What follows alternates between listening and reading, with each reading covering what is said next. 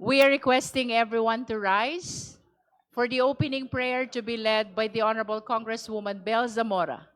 This will be followed by the singing of the national anthem. Let us put ourselves in the presence of God. In the name of Father, Son, Holy Spirit. Amen. Almighty God, we thank you for the blessing of our democratic institutions and for the solemn duty given to this Committee on Justice. As we approve the committee report, resolution, and articles of impeachment against Vice President Sara Z. Duterte, grant every member wisdom, integrity, and courage. Guide their minds and hearts to act with fairness, truth, and justice, free from bias or personal agenda. Bless all participants in these proceedings. May this process uphold the Constitution, serve the best interests of the Filipino people, and reflect your will for our nation. We pray for all our leaders, that truth prevail and justice be done. In Jesus' name we pray, amen.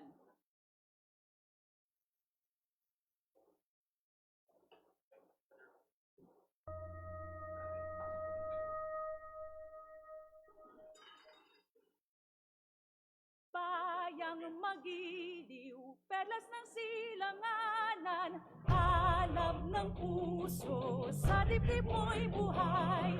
Lupang hinirang, duyan ka ng magiting.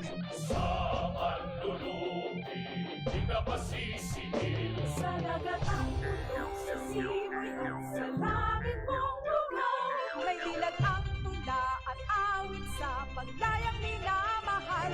Ang islap ng watawat mo'y tagumpay na nagniningning. Ang bituin at araw na kailan pa may di magdidilim.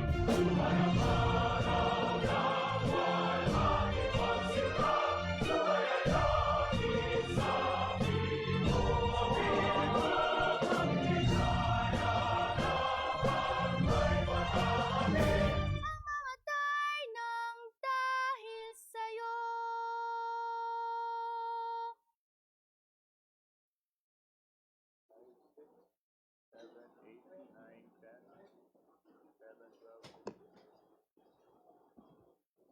Today is May 4, 2026.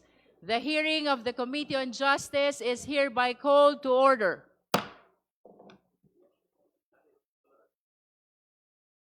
May we solicit the motion to dispense with the calling of the roll.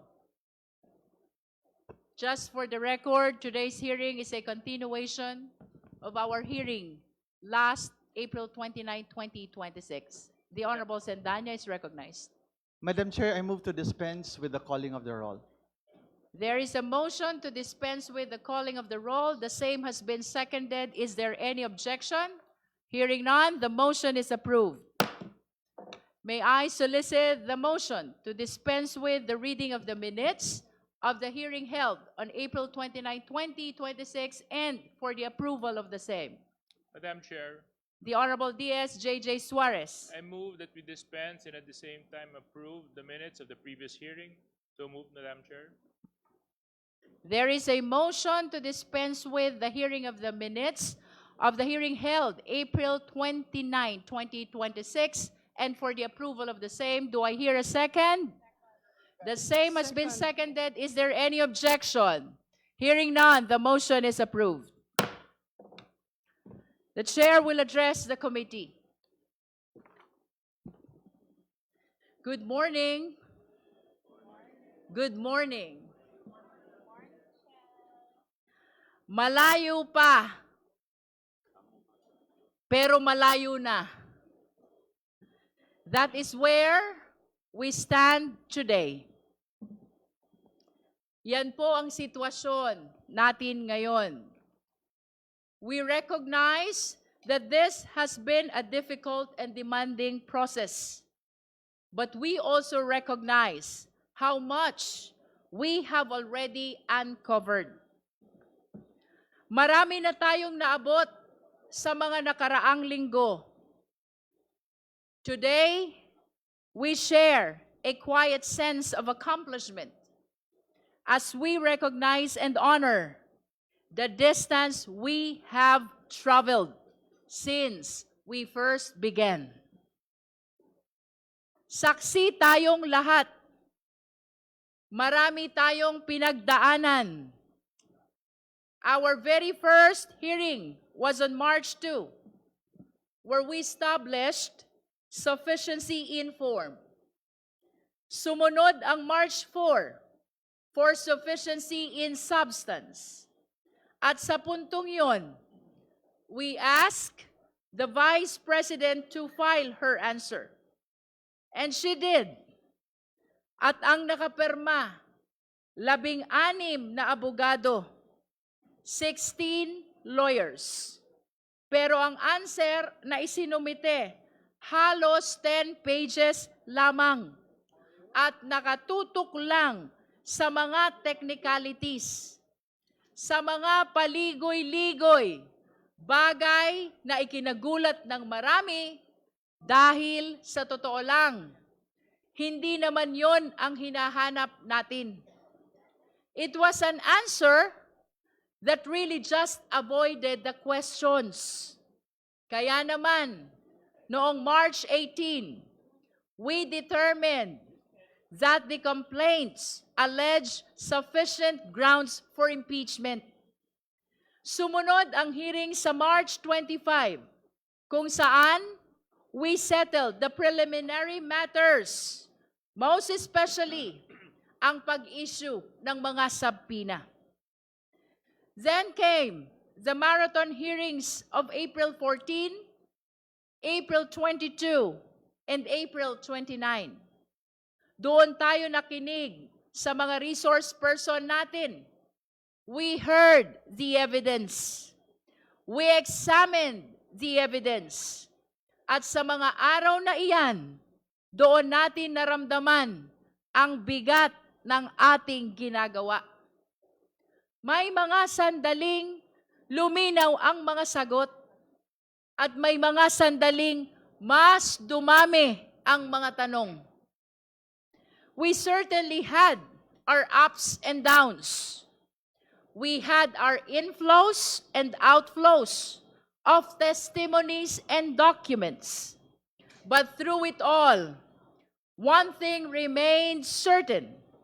We never went sideways.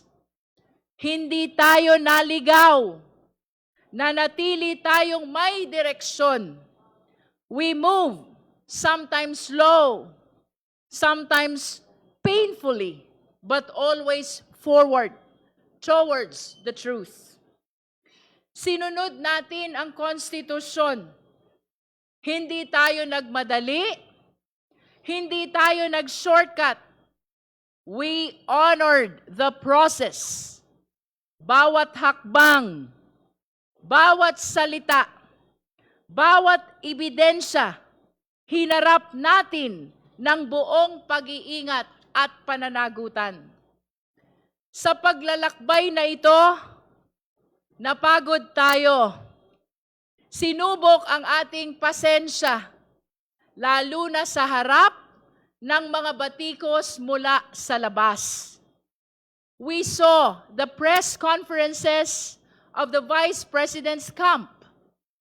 We saw the petitions filed in the Supreme Court and the complaint filed in the office of the city prosecutor. Opo, maraming hakbang ang ginawa upang pigilan ang prosesong ito. Pero sa kabila ng lahat, hindi tayo natinag. For in the end, it is not the absence of struggle that defined us, but the refusal to lose our way, the discipline to stay the course, and the clarity to never lose sight of where we are going. At noong mga nakaraang pagdinig, we have seen the evidence. Ito ang mga nakita at narinig natin. Una, ang testimonya ni Ramil Madriaga na base sa ebidensya, mas kilala sa pangalang Sir Ram. Pangalawa, ang mga misteryosong envelopes at ang mga questionableng resibo. Pangatlo, ang paliwanag ng NBI tungkol sa magkakaibang pangalan, ngunit iisa ang pirma. Pang-apat, ang sertipikasyon ng PSA na walang record ang mga pangalang katulad ng Mary Grace Piatos. Panglima, ang COA findings na nag-uutos ng refund na 73 million at 375 million. Pang-anim, ang ulat ng AMLC patungkol sa 6.7 billion na mga transaksyon, napakalaking halaga na dumaloy sa mga account ng Vice Presidente at ng kanyang asawa. Pang-pito, ang mga natuklasan ni former Senator Antonio Trillanes IV na ang malaking bahagi ng kayamanang ito ay may kaugnayan sa illegal drugs. At ang mas nakakagulat, ang pahayag na ito ay tumutugma sa record ng AMLC. Pangwalo, ang mga dokumento mula sa SEC na nagpapatunay na walang kinikita ang mga kumpanya ng Vice Presidente kahit na natili siyang aktibo sa isa sa mga kumpanyang ito, nang ibig sabihin ay pinagsabay niya ang pagiging Vice Presidente at pagpapatakbo ng negosyo. At nitong huling pagdinig lamang, noong April 29, dalawang bagay naman ang napag-usapan natin. Una, ang selyadong kahon mula sa BIR na sa kabila ng matinding debate, hindi muna natin binuksan. Kahit nasa kapangyarihan naman natin na buksan ito. Sabi nga ni Deputy Speaker Janet Guerin, ang puso natin ay gustong buksan ito. Pero ang isip natin, nagsasabing huwag muna.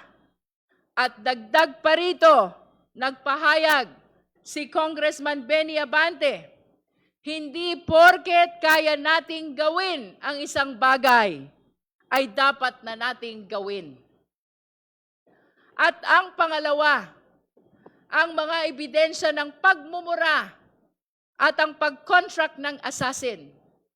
Grabe po itong mga ebidensyang ito, lalo na yung video ng Vice Presidente. Kong Laila de Lima described it perfectly when she said, noong gabing iyon, nakita natin ang totoong Sara Duterte.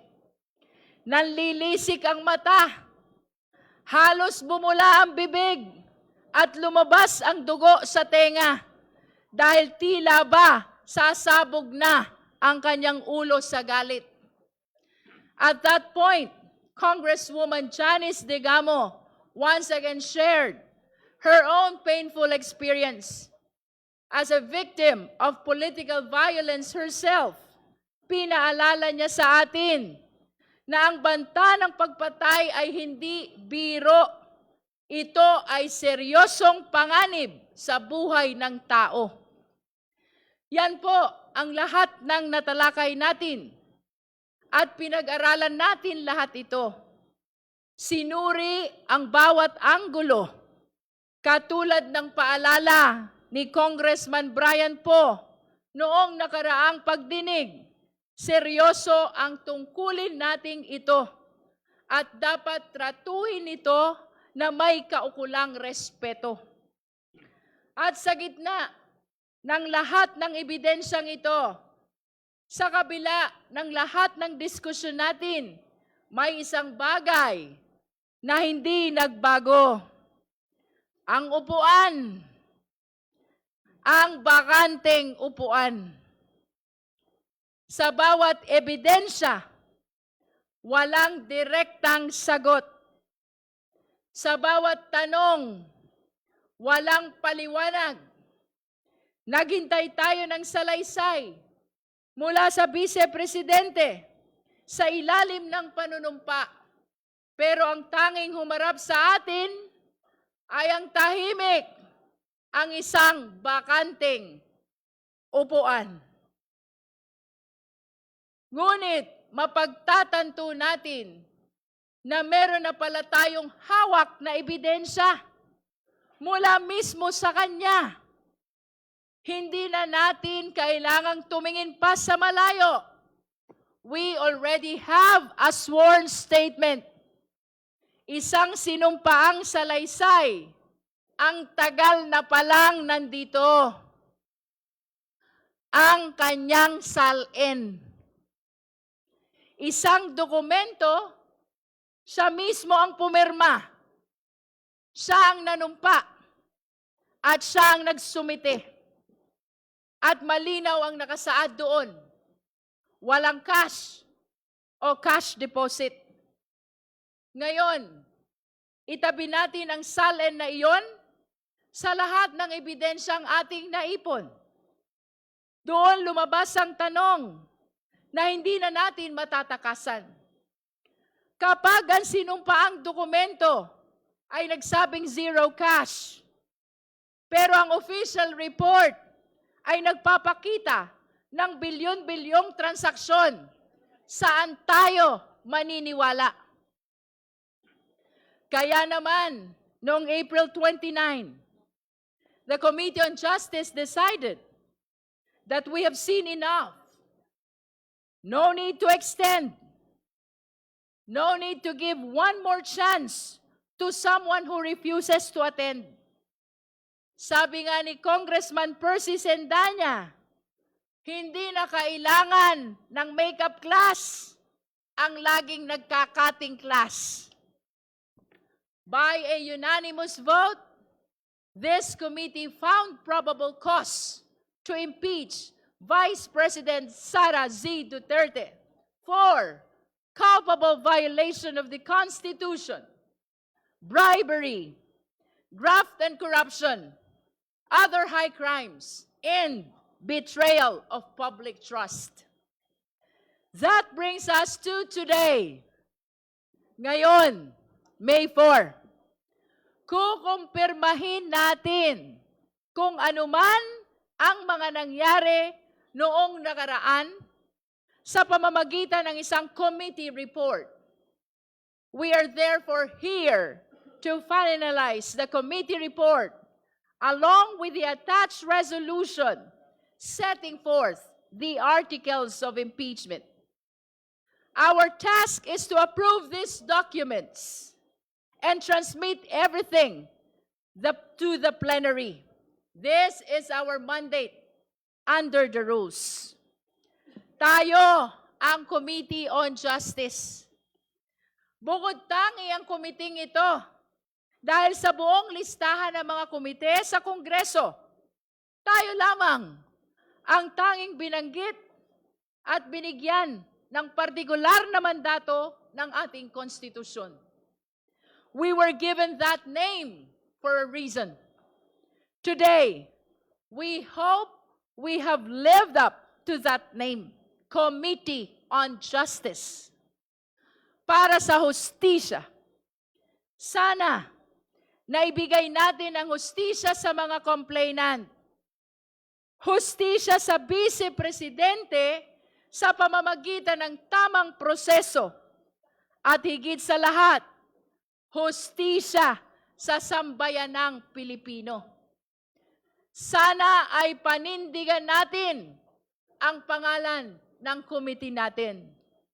But more than that, I want to take a moment to acknowledge the people behind this work.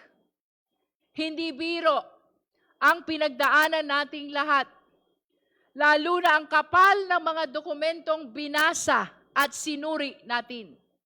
Sa mga resource persons, salamat sa pagharap ninyo dito sa komite.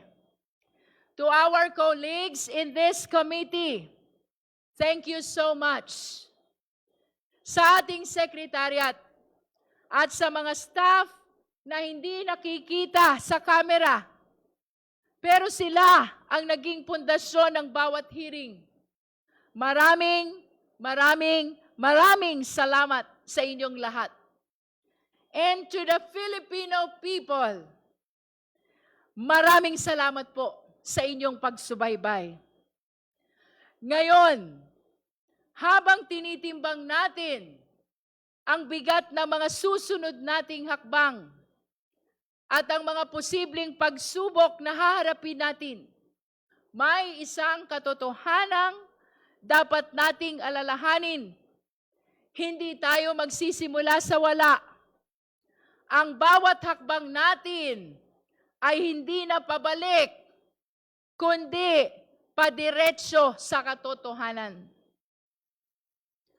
Malayo pa, pero malayo na. Mahaba pa po ang tatahakin nating landas patungong plenaryo at patungong Senado. Ngunit hindi na tayo nangangapa. Marami na tayong naungkat. Marami na tayong naisiwalat. At hindi natin hahayaang masayang ang lahat ng ito. Kailangang ituloy ang proseso because this is what justice demands. Because only then can we truly achieve accountability. Kapag may public official na nagkaroon ng seryosong paratang, huwag nating baliwalain, huwag nating palampasin. Kapag may kailangang ipaliwanag, huwag tayong titigil hanggat lumabas ang katotohanan. Let us pursue this to its logical conclusion. Otherwise, the cycle of impunity will only repeat. Because we owe it to the next generation of Filipinos to show them that no one, no matter how powerful, no matter the title, is above the law. Huwag nating hayaang masanay ang ating bansa sa kultura ng pagkalimot. Because if we let up now, we fail the very Constitution we swore to protect. Let us therefore move forward with heavy hearts but clear minds. If the Vice President is guilty, let the truth convict her. If she is innocent, let the process clear her. But let it be done through the light of justice, not the shadows of silence. Ituloy na natin ang huling hakbang ng yugtong ito para sa katotohanan, para sa sambayanang Pilipino. Esteemed colleagues, beloved countrymen, malayo pa, pero kahit papaano, sa totoo lang, malayo na. Maraming salamat po. At this juncture, may we direct the committee secretary to manifest to the committee whether the committee report, the attached resolution, as well as the articles of impeachment have been sent to the members of the Justice Committee, the respondent Vice President, as well as the complainant. Comsec.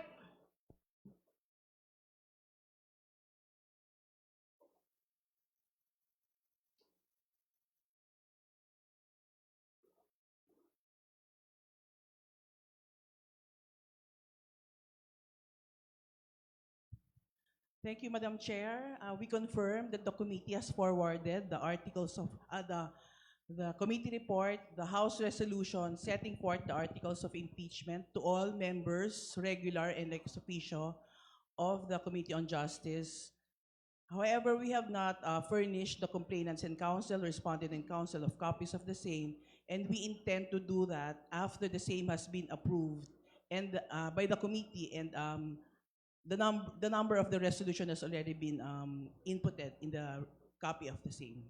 Thank you, Madam Madam Chair. Chair. Madam Chair. The Honorable Chel Jokno is recognized. Before we proceed to the consideration of the report and draft resolution, may I be allowed to make a brief manifestation? This is all in conjunction with the Chair's opening statement. You may proceed, Honorable Jokno. Thank you, Madam Chair. Sa panahon ngayon na maraming tayong kinakaharap na problema, sobrang pagtaas ng presyo ng bilihin, itong mababang pasahod at yung krisis sa Middle East, marami pa rin nagtatanong o meron pa rin nagtatanong kung bakit ba itong impeachment na ito? Ito ba'y aksaya lang ng oras ng mga lingkod bayan? Of course, alam natin na ang kaduluhan ng impeachment ay pananagutan. Pero kailangan siguro natin bigyang diin na ito ay isang hindi ordinaryong proseso. Ang impeachment ay likha mismo ng ating konstitusyon para magkaroon tayo ng isang mabisa at mabilis na mekanismo, hindi lang sa pananagutan, kundi para malaman kung tampat o hindi ang isang lingkod bayan na napakataas ang kanyang power at responsibility. Kasi po, pag hindi tampat ang lingkod bayan, ang resulta ay korupsyon. Ang bawat pisong nawawala sa korupsyon na napupunta sa bulsa ng isang opisyal ay pisong ninanakaw sa pinahirapang pera ng ating mga taxpayers. Ang pondo natin ay hindi dapat ginagamit para sa bulsa lang o sariling interes, kundi para sa ikabubuti ng lahat. Deserve ng ating mamamayan ang mga leader na magpapatibay sa ating mga institusyon, hindi lang yung mga magpapabagsak nito o magkapapakorap ng pera ng bayan. And that is why, Madam Chair, impeachment is so important for our nation even in this time of crisis. Hindi po madali ang mga nakaraang buwan para sa mga miyembro at chair ng committee. To determine probable cause, we had to look into every piece of evidence and make sure that we did not miss anything. Kaya dahil dito, I think we should commend our chair, all the members of the Committee on Justice, and all the secretariat as well, beginning with the committee secretary, dahil wala tayong ginawang shortcut, hindi tayo sumuko sa mga banta. We did the work that the Constitution required of us. Kaya po, sa pag-usad ng impeachment case, huwag sana natin kakalimutan. We are doing this para ito sa mga pamilyang nagtitiis sa presyo ng bilihin habang nilulustay ang pera ng bayan. Sa mga manggagawa, mga magsasaka, at mangingisda na talagang nagkakanda, kuba na sa kahirapan pang araw-araw sa kabila nitong nakikita nating korupsyon.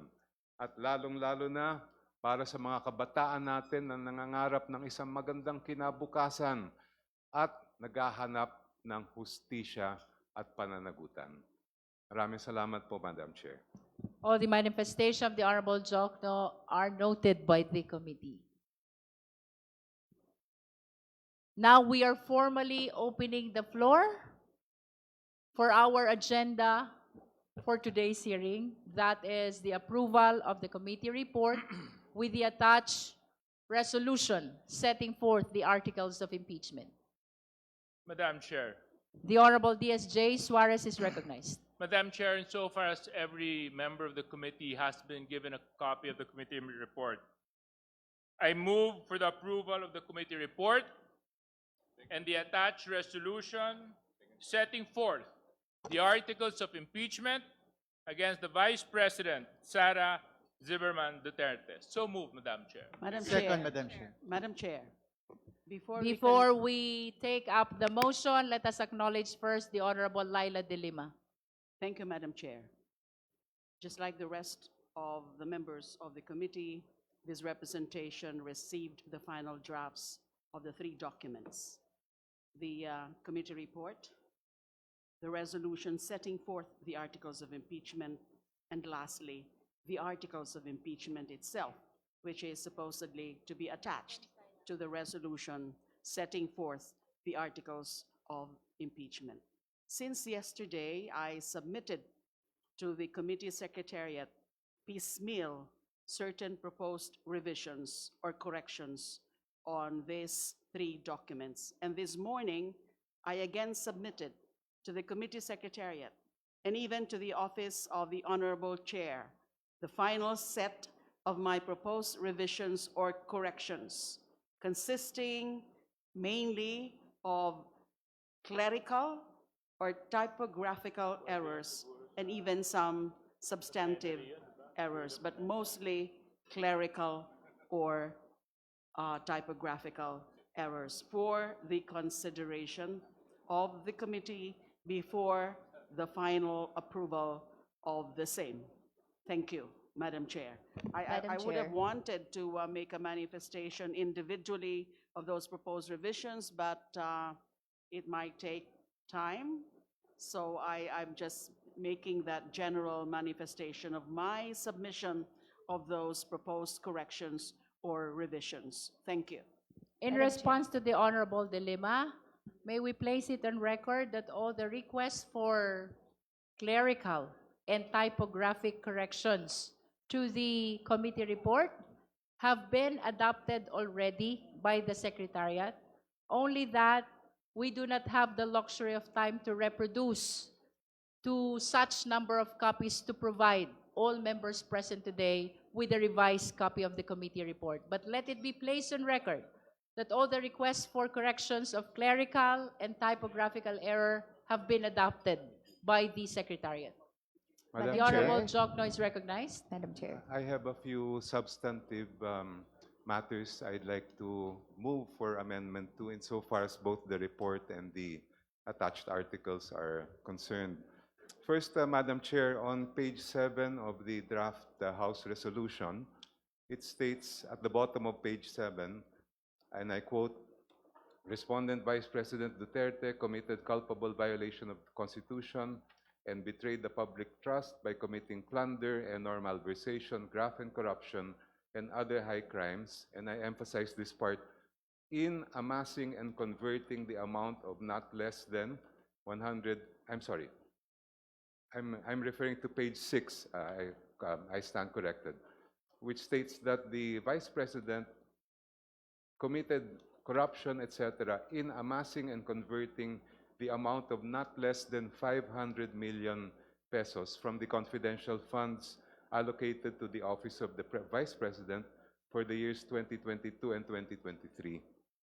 Madam Chair, my concern here, and I'm making this motion to make this consistent with the attached articles, is that if you look at the record of the Commission on Audit, the first 125 million pesos given to the Vice President in 2022, only 73 million pesos of the 125 million was disallowed. And that was also the subject of the appeal made to the Commission on Audit and Bank. If we say not less than, we may be able to prove that there was amassing and converting of around 435 million, if my addition is correct, but it may not reach the amount of 500 million.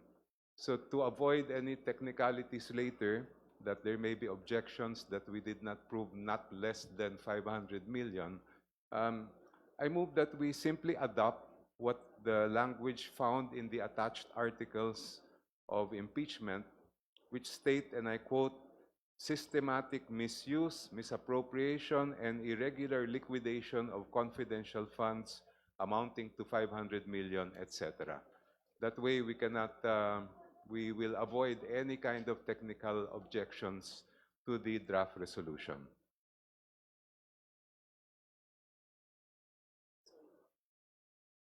I so move, Madam Chair. Second. There is a motion to adopt the change of language in the articles of impeachment as cited by the Honorable Jokno. The same has been seconded. Is there any objection? Madam Chair, point of order. There was a pending motion, and then now there's another motion. Should we first withdraw the first motion and then proceed with the other? Madam Chair, insofar as I was the one that moved for the first motion, I therefore,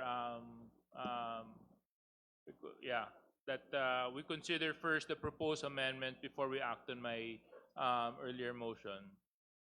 For the record, the earlier motion for the approval of the committee report with the attached resolution setting for the articles of impeachment has been withdrawn. Now let us take up the motion of the Honorable Jokno. There is a motion for the change of language in the articles of impeachment Point of information, Madam Chair. in the committee report so as to make it consistent to the documents of the Commission on Audit. I'm sorry, Madam Chair. So as to make it consistent with the attached articles of impeachment. With the attached articles of impeachment. The same has been seconded. Is there any objection? Hearing none, the motion is granted. The Honorable Ko is recognized.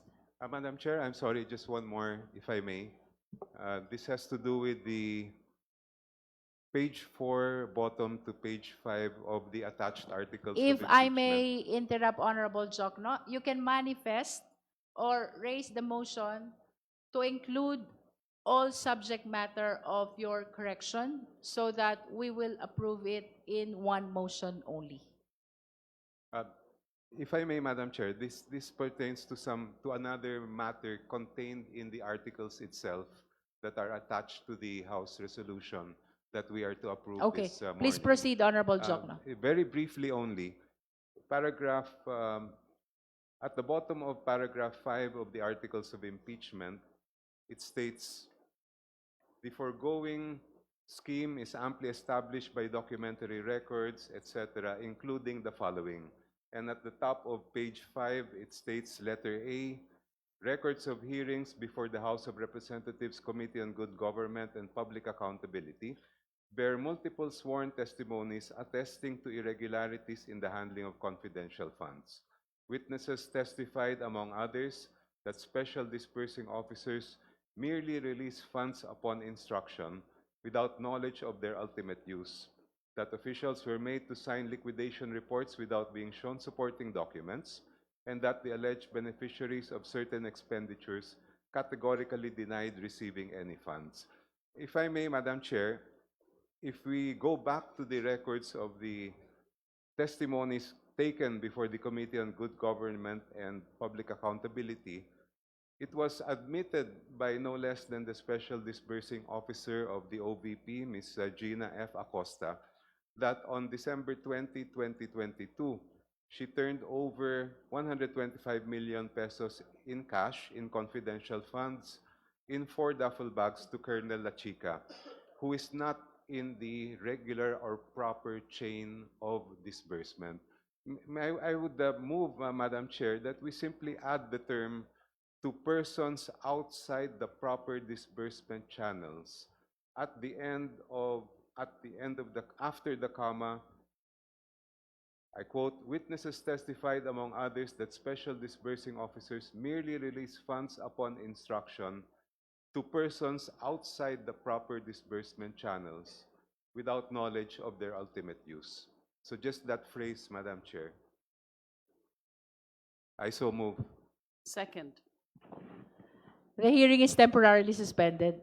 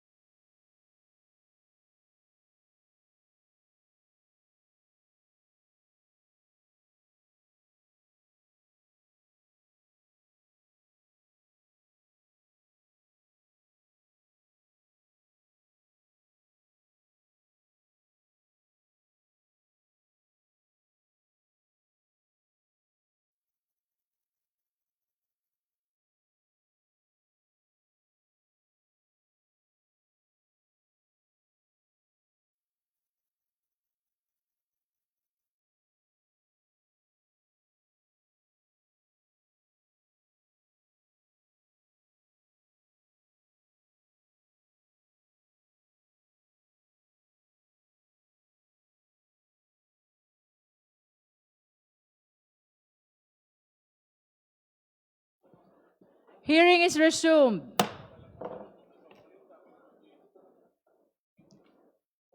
We recognize the Honorable Chel Jokno.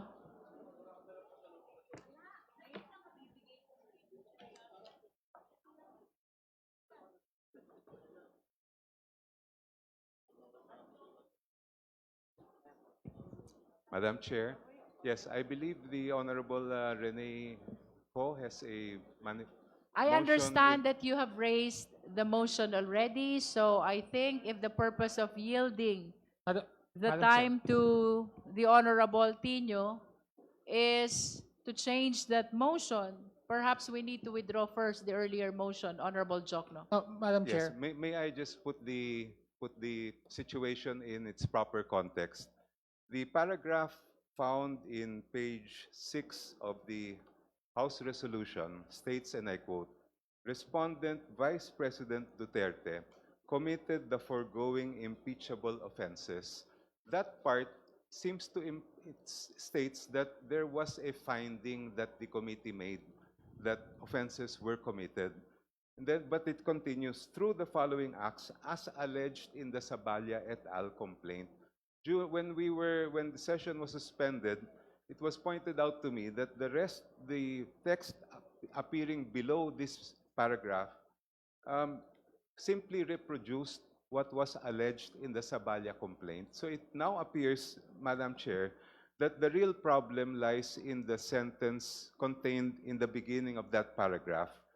And I would suggest, and I would, number one, withdraw my previous motion and suggest that, and move that the following amendment be made. Instead of saying Respondent Vice President Duterte committed the foregoing impeachable offenses through the following acts as alleged in the Saballa complaint, to make it clear, I move that we substitute that with the following: that the Saballa et al. Complaint alleged that Respondent Vice President Duterte committed the foregoing impeachable offenses. That way, we do not have any more to change what is found in the succeeding paragraph below. Yung pong kanina pinag-usapan natin, amass and convert, we can retain that and just simply amend the first paragraph that I just mentioned. Thank you, Madam May Chair. I request the Honorable Jokno to kindly withdraw first the earlier motion? I respectfully withdraw the earlier motion to amend that portion stating amassing and converting. And I now move, Madam Chair, that we amend the earlier paragraph. I will read it as written in the resolution. Respondent Vice President Duterte committed the foregoing impeachable offenses through the following acts as alleged in the Saballa et al. Complaint. I move that that sentence be amended as follows. The Saballa et al. Complaint alleged that Respondent Vice President Duterte committed the foregoing impeachable offenses through the following acts, colon. Second the motion. Second. Parliamentary inquiry. Parliamentary status. There is a withdrawal of the earlier motion, that is the replacement of the word amass. The same has been withdrawn. Now we have a motion to replace the heading with the Saballa et al. Complaint alleged that the Vice President committed the following impeachable offenses. The same has been seconded. Is there any objection? Hearing none, the motion is approved. Any other concern from the members? The Honorable Madam Laila de Chair. Lima. Thank you, Madam Chair. Earlier, what I manifested and pointed out are certain clerical or typographical errors and even some minor revisions as to matter of style. And it was also announced by the Honorable Chair that all of those proposed revisions or amendments that I made, that I submitted to the Committee Secretariat and the Office of the Chair this morning were already adopted. I detected also a substantive matter, Madam Chair. Nabanggit po kanina ng ating Chair na base sa SEC record na nanatiling shareholder si VP Sara sa isang kumpanya kahit siya vice-presidente. Indeed, based on the records submitted by the SEC, it is clear that the Vice President was listed as a stockholder of Metro City Chow Foods Corporation in 2016. Additionally, the Vice President was listed as a member of the Board of Directors from 2016 until the latest SEC filing in 2025. I submit that the continued listing of the Vice President as member of the Board of Directors of Metro City Chow Foods Corporation, even after her assumption to office as Vice President, constituted a violation of Section 13, Article 7 of the Constitution by participating in business during her tenure as Vice President. Malinaw po yan, the Section 13, Article 7. May I just quote some of the portions, the relevant portions, Section 13. The President, Vice President, the members of the Cabinet, and their deputies or assistants shall not, unless otherwise provided in this Constitution, hold any other office or employment during their tenure. They shall not, during said tenure, directly or indirectly, practice any other profession, participate in any business, etc., etc. Must not participate in any business. Accordingly, Madam Chair, I propose and move that a subheading under Article 2 of the Articles of Impeachment be inserted on page 10. Pagkatapos po ng subheading B, kasi so far in the current version of the Articles of Impeachment, meron pong dalawang subheadings under Article 2, A and B. May I propose to add a subheading C, letter C, failed to divest all her business interests based on the records of the Securities and Exchange Commission, or SEC, during her tenure as Vice President for the years 2022, 2023, 2024, and 2025. Also, accordingly, the following allegations must be added after the last paragraph of page 20. Dun pa rin po yan sa Articles of Impeachment. Respondent failed to divest all her business interests based on the records of the SEC during her tenure as Vice President for the years 2022, 2023, 2024, and 2025. And I must say, Madam Chair, that all other relevant provisions or relevant portions of the committee report, the resolution, and the articles of impeachment be made or be revised to include this point, this matter about the respondent failed to divest all her business interests based on the records of the SEC during her tenure as Vice President for the years 2022, 2023, 2024, and 2025. I so move. Second, Madam Chair. There is a motion to add to Article 2 of the Articles of Impeachment the non-divestment of the Vice President of her business interest from 2022 to 2025, including in all parts of the said article. The same has been seconded by the Honorable Zamora. Is there any objection? Madam Chair, also the committee report and the resolution, just the relevant portions where pwede pong ipasok itong sentence na ito, itong part na po, itong matter pong ito about failure to divest. The motion to amend pertains to both the articles of impeachment and the committee report, for as long as there are relevant portions where the non-divestment of business interest must be stated. The said motion has been seconded by the Honorable Zamora. Is there any objection? Hearing none, the motion is approved. Madam Chair,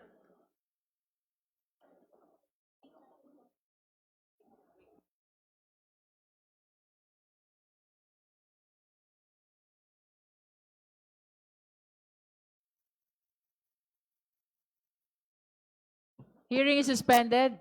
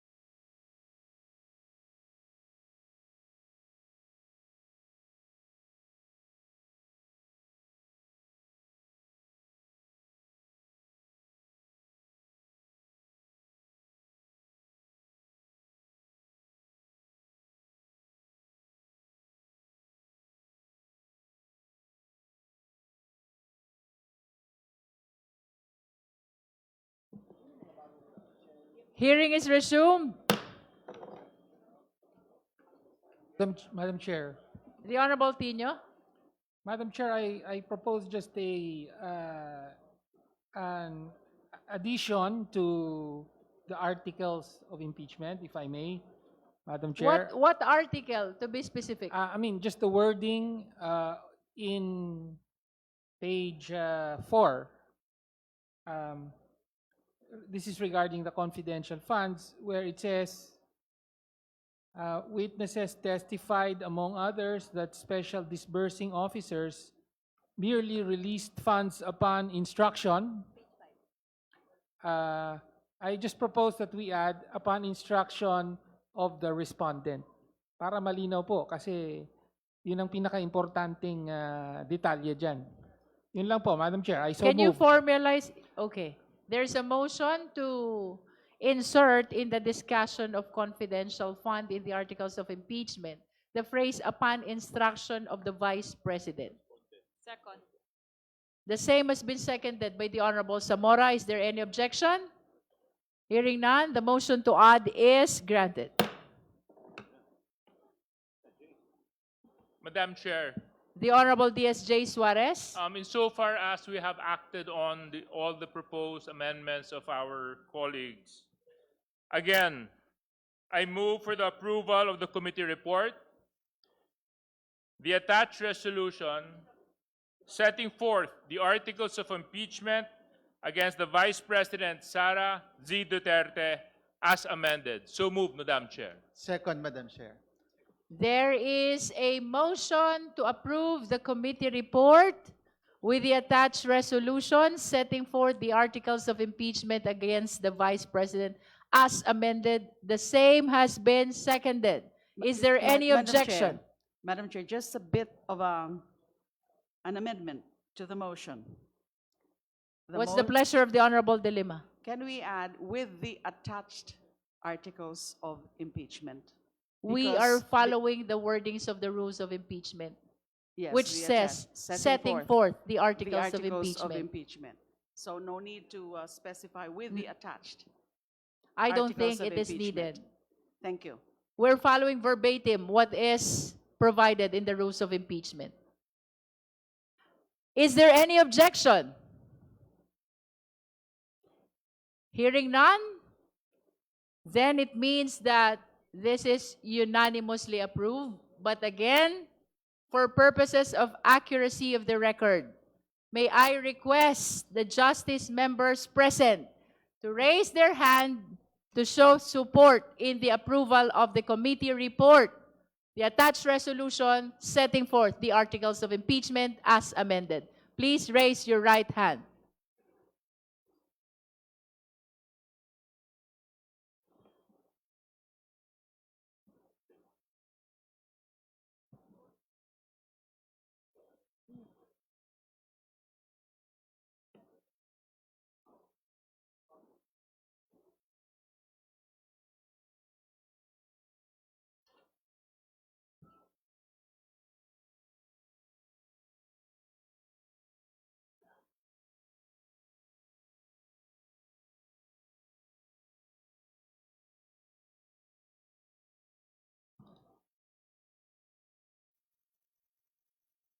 Oops.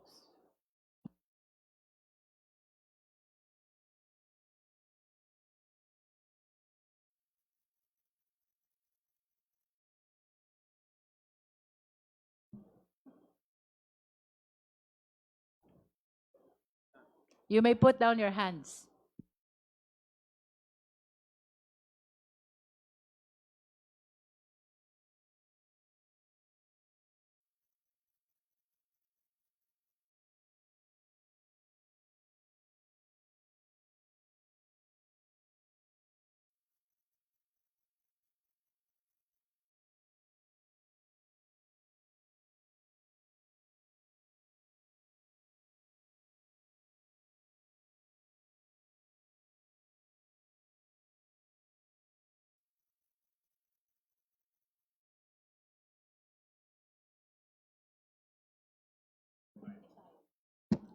Let it be placed on the record that 55 Out of 55, Justice members physically present manifested their support to the approval of the committee report, to the attached resolution setting forth the articles of impeachment as amended.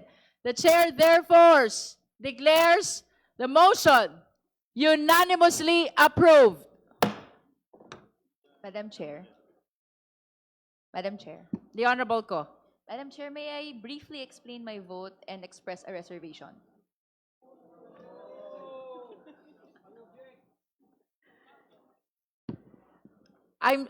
Like how many minutes will it take? Maybe 2. 2 minutes. Okay, you may proceed. Thank you, Madam Chair. Madam Chair, over the weekend, as the articles of impeachment and the report is also being finalized, this representation sent over comments on substantive matters to specifically on the wordings of political destabilization. So while this representation is gladdened to have some of its comments taken in consideration in the final complaint, at the end of it, I'd just like to express on the floor my reservation in the use of the words political destabilization in the subheadings, treating it as a crime in the same vein as grave threats or inciting to sedition.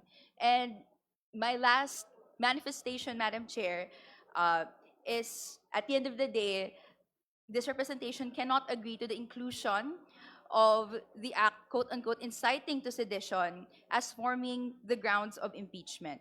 And the bigger reason is political, which is that it is being used unfairly and unjustly to critics and activists, as the Philippine law broadly defines the crime as any speech in any form that generates hate, quote-unquote, against government or any of its officers.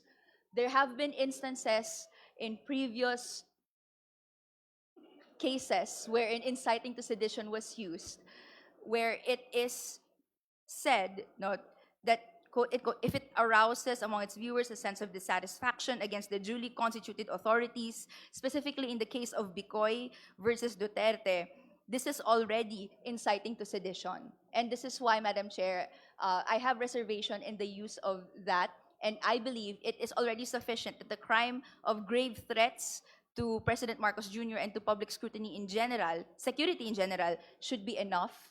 But nonetheless, this representation voted yes to the articles of impeachment. That is all, Madam Chair. The manifestation of the Honorable Ko is noted. Pursuant to Section 9 of the House Rules of Procedure in the impeachment proceedings, the committee report, together with the resolution setting forth the articles of impeachment as amended and as approved, shall be submitted to the House and shall be calendared for the consideration by the House within 10 session days from receipt thereof. In this regard, the committee secretariat is directed to provide copy of the approved committee report with attached resolutions setting forth the articles of impeachment to the respondent Vice President, the complainant, as well as the members of the Justice Committee. So ruled.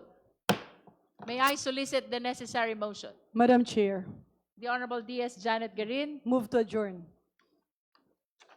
considering that we have approved already the committee report, the articles of the attached resolution setting forth the articles of impeachment, we are now adjourning the impeachment proceeding of the Justice Committee. The hearing is adjourned.